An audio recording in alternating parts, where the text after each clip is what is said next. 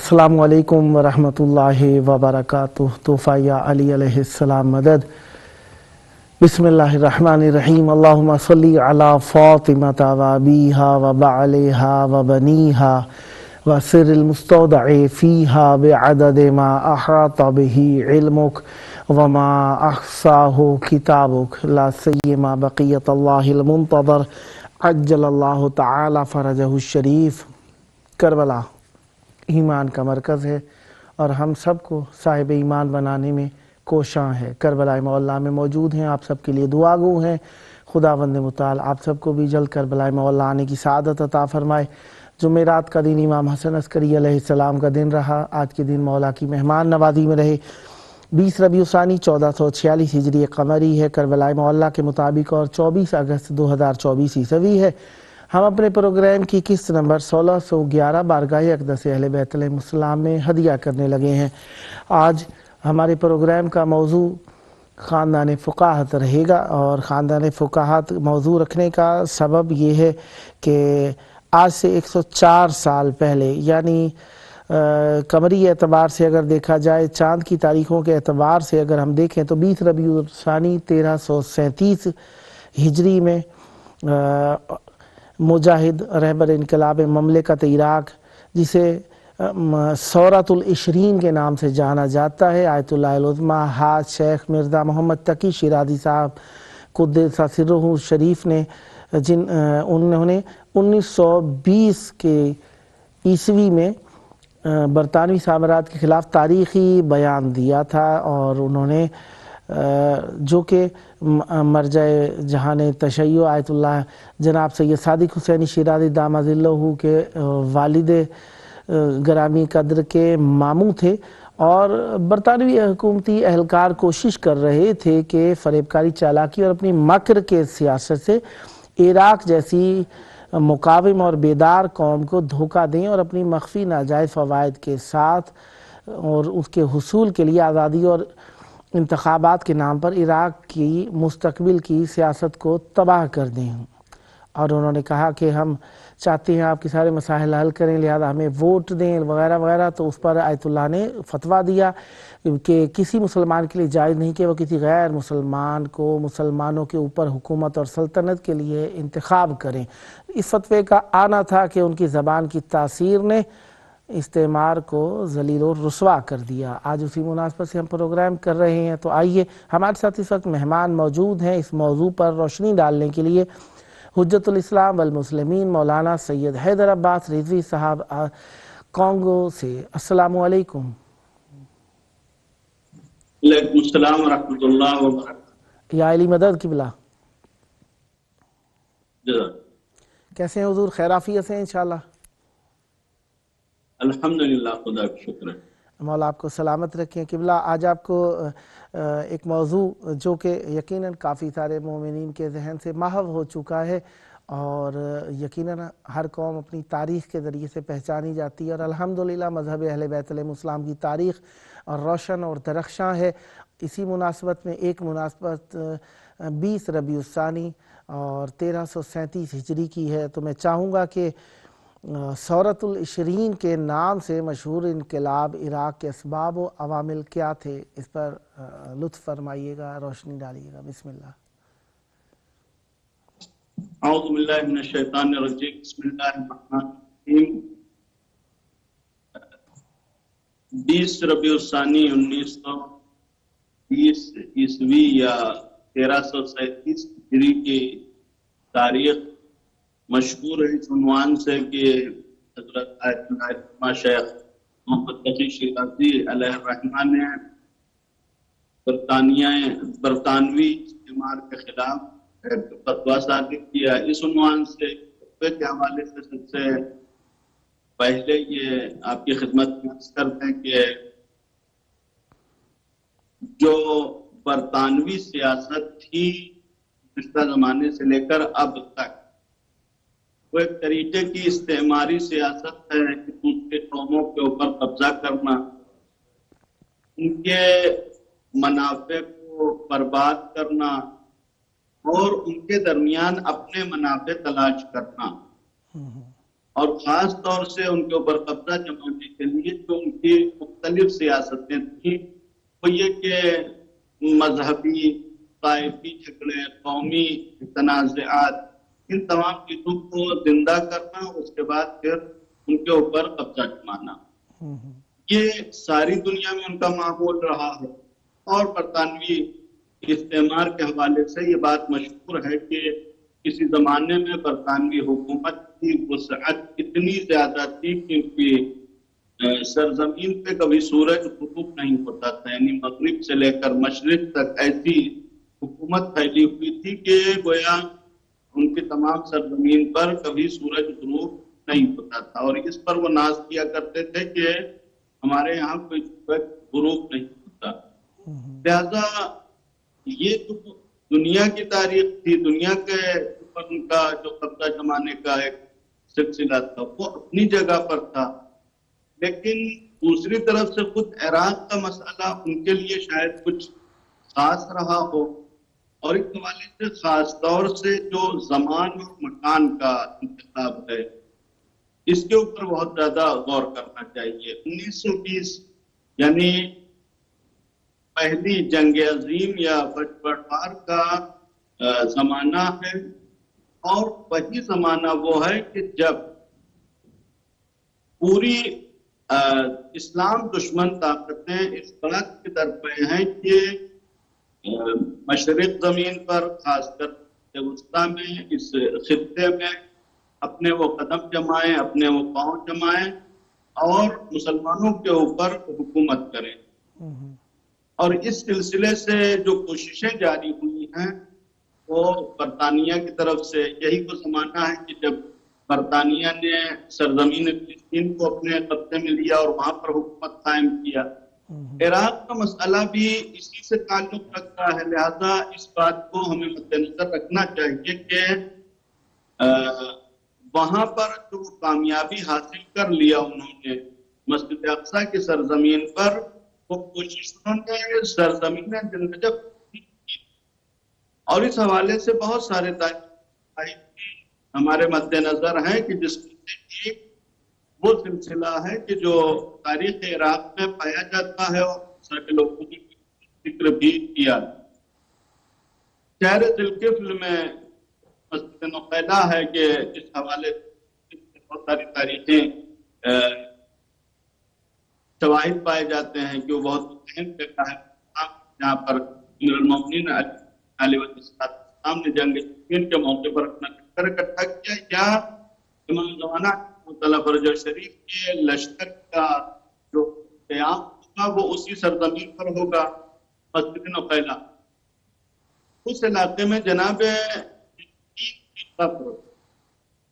وہ چونکہ یہودیوں کے بھی پیغمبر ہیں اور پیغمبر مانتے ہیں، لہذا اس مقام پر 1920 سے پہلے ہی نہیں بلکہ 1947 تک تقریباً یہودیوں کا آنا جانا بہت زیادہ تھا۔ عراق کے یہودی وہاں پر حاضر ہوتے تھے جنگیں کو جشن فتح منانے کے لیے، جشن فسح کہتے ہیں جسے، کوئی تاریخ ہے کہ اس پر جشن منانے وہاں پر ایک لہذا اس سرزمین کے اوپر نظر، اور بارہا انہوں نے اس بات کی کوشش کی کہ وہاں پر وہ اپنے قبضے جمائیں،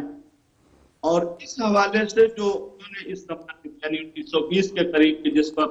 حضرت شیخ تقی علیہ الرحمہ کے فتویٰ صادر ہوا، اس زمانے میں انہوں نے ایک اور شبہ کہ اہل کو نجات دینے کے لیے شیعوں کے جب وہ یہ کام کرنا چاہتے ہیں اور اپنی سلطنت اور حکومت قائم کریں، وہ مختلف طریقے سے بیرت طوائفی یعنی قومی اور مذہبی جھگڑے اٹھا کر وہ وہاں پر اپنے قدم جمانا چاہتے ہیں۔ اس کے بعد جو بہرحال آج کے زمانے میں بھی طریقے کی سیاستیں ہیں کہ جب حکومت کسی پروپیگنڈے سے وہ گرا دیتے ہیں تو نئی حکومت کو اپنے مرضی کے مطابق وہاں اٹھانے کے لیے ان کا راستہ یہ ہوتا ہے کہ الیکشن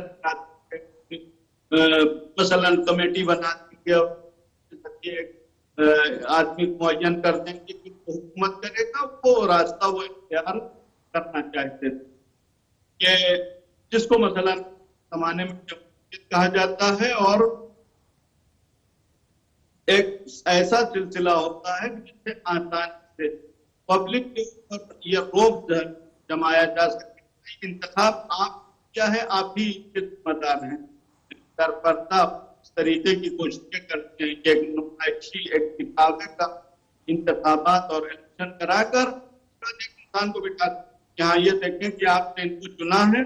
اور انہی کے ذریعے اپنی حکومت وہاں پر قائم کرنا چاہتے ہیں۔ یہ سلسلہ جب انہوں نے اس زمانے میں کیا تو یہی سلسلہ تھا کہ انہوں نے جو ہے وہ کہا کہ ہم یہاں پر ایک الیکشن کرائیں گے، اور الیکشن میں جو بھی جس کو بھی لوگ انتخاب کریں گے وہ یہاں پر حاکم قرار پائے گا۔ لہذا جو فتویٰ اس وقت مرزا شیرازی علیہ الرحمہ کا صادر ہوا، وہ فتویٰ اس جہت سے بہت ہی اہمیت رکھتا تھا کہ مسلمانوں کو یہ حق نہیں ہے کہ وہ اپنے اوپر کسی کافر کو مسلط کر لیں۔ اللہ نے کسی کافر کو مومنین کے اوپر مسلط نہیں کیا ہے۔ لن یجعل اللہ للکافرین علی المومنین سبیلا، اس کو نفی سبیل کے عنوان سے بیان کیا جاتا ہے۔ قاعدہ نفی سبیل یعنی کسی بھی دوسرے کو یہ حق حاصل نہیں ہے کہ وہ مومنین کے اوپر مسلط ہو جائیں۔ حتیٰ اگر اسلام میں حکومت کا بھی کوئی سلسلہ پایا جاتا ہے تو قانون خدا کا ہوتا ہے، اور اس کی طرف سے خدا کی طرف سے منتخب حاکم ہوتا ہے کہ جو خدا کے حکم کو لوگوں کے اوپر نافذ کرتا ہے، لوگوں کے درمیان نافذ کرتا ہے۔ اس کے علاوہ اور کوئی حکومت کا سلسلہ اسلام میں نہیں پایا جاتا۔ لہذا ایسے میں کسی بھی غیر مسلمان کو مسلمان کے اوپر مسلط کر دینا یہ قطعاً مناسب نہیں ہے۔ چونکہ یہ انگریزوں نے کوشش کیا کہ وہاں پر اس طریقے سے لوگوں کو مسلط کر دیں، لہذا مرزا شیرازی علیہ الرحمہ اور ان کے رفقا اور ان کے گویا ساتھیوں نے جمعیت علماء کے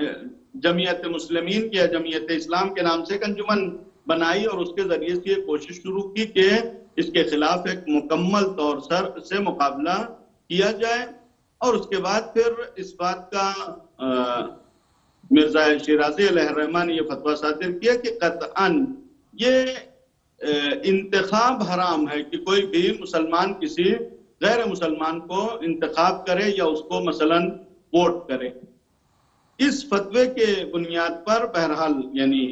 یہ تاثیر تھی اس فتوے کی کہ گویا سیاسی طور پر انگریز کامیاب نہیں ہو سکے، برطانیہ کامیاب نہیں ہو سکا۔ پھر بعد میں انہوں نے عسکری طاقت اور فوجی طاقت کے ذریعے سے وہاں پر اپنا قبضہ جمانے کی کوشش کیا، لیکن کم سے کم وہ منشا کی جو حکومت کے طور پر وہ چاہتے تھے وہاں پر قائم کرنا، ایک حکومت قائم کرنا، وہ منشا کامیاب نہیں ہو سکا۔ اور یہ صرف اور صرف یعنی اس زمانے کے مومنین اور اس زمانے کے علماء اور علماء کی قیادت سے یہ گویا نتیجہ برآمد ہوا کہ مومنین نے علماء کو یہ تقلید کرتے ہوئے یا علماء کے پیروی کرتے ہوئے ان کے فتوے کے اوپر عمل کرتے ہوئے مکمل طور پر استعماری سازشوں کو نکار دیا، برطانوی استعمار کو نکار دیا، اور اس کے بعد وہ جو چاہتے تھے کہ رات میں اپنی حکومت قائم کر لیں، اس حکومت کے قیام میں وہ ناکام رہ گئے۔ ماشاءاللہ، مولا آپ پر رحمت برکتیں نازل فرمائے۔ اور اس میں جناب آیت اللہ العظمیٰ مرزا محمد تقی شیرازی رضوان اللہ علیہ کا کیا رول تھا، اس موضوع پر چاہوں گا اگر مزید روشنی عنایت فرما دیں۔ بسم اللہ۔